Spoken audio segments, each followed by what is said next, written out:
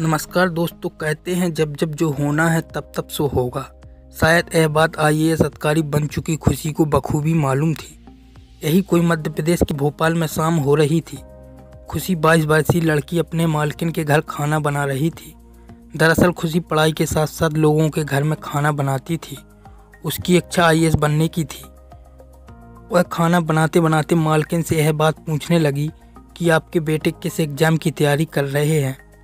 ऐसे में मालकिन का दिमाग घूम जाता है और खुशी को ज़ोरों से डांटकर यह नसीहत देती है कि आप अपना काम करो।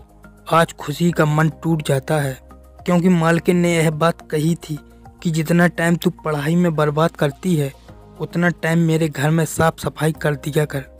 थोड़े पैसे और दे दूंगी तुझे और तेरे घर की आर्थिक स्थिति भी सही हो जाएगी। दरअसल मालकिन ने खुशी को ये शब्द व्यंग के रूप में कहे थे। अब खुशी काम से लौटकर घर आ जाती है और रोज़ की तरह रात को पढ़ाई में लग जाती है और सुबह होते ही मालकिन के घर खाना बनाने निकल जाती है। लेकिन आज मालकिन के तेवर कुछ बदले बदले से होते हैं और खुशी से कहती है, खुशी तुझे अमित से कुछ काम था क्या? जो कि अमित मालकिन का बेटा था जो UPSC की तैयारी कर रहा था। आज घर पर ही था। खुशी बोलती है, हाँ मालकिन, मुझे यह पूछना था अमित किस परीक्षा की तैयारी कर रहे हैं। मालकिन झट से खुशी से बोलती है कि एक काम कर, तू आज रात यहीं रुक जा और अमित से अपनी पढ़ाई की बात भी कर लेना और मेरा काम भी कर देना।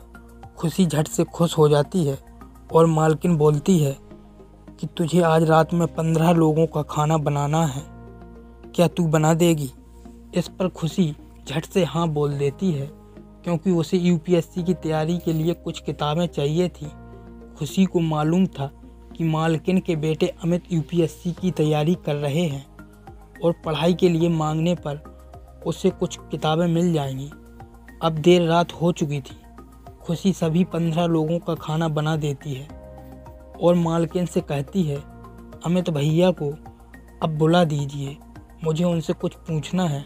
लेकिन मालकिन का काम तो पूरा हो चुका था। वो खुशी से अपना काम करवा लेती है और झूठ बोलती है कि अमित दोस्तों के घर गया है और शायद आज रात ना लौट। और अब खुशी की खुशी दुख में तब्दील हो जाती है क्योंकि खुशी के पास UPSC की जितनी किताबें थीं वो पहले ही पढ़ चुकी थी और अब इस महीने उतना पैसा नहीं बचा था कि वह और किताबें खरीद सके। तभी अंदर से अमित माँ की आवाज़ लगाकर खुशी के सामने बाहर आता है। अब मालकिन का झूठ सामने आ चुका था और वह अमित से बोलती है कि बेटा तू तो दोस्तों के साथ था ना। अपने झूठ पर पर्दा डालते हुए बोलती है कि बेटा खुशी तुमसे पढ़ाई के बारे में कुछ पूछना चाहती है। अब अमित खुशी से पूछता है कि बताओ। इस पर खुशी अमित से बताती है कि मैं भी UPSC की तैयारी कर रही हूँ। मेरे पास इतने पैसे नहीं हैं कि मैं कोचिंग ज्वाइन कर सकूँ और किताबें खरीद सकूं। आप मुझे बताइए कि मैं तैयारी कैसे करूं। इस पर अमित खुशी की औकात पर समझाते हुए बोलता है कि अरे UPSC की तैयारी में कहाँ फंस गई। UPSC बहुत बड़ा एग्ज़ाम होता है। बड़े बड़े कॉलेज में पढ़ने वालों के साथ कंपटीशन होता है। रहने दे, तू नहीं कर पाएगी।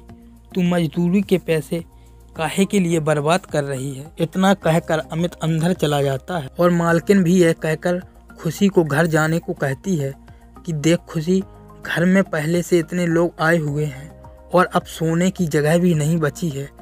तू एक काम कर, तू अपने घर ही चली जा।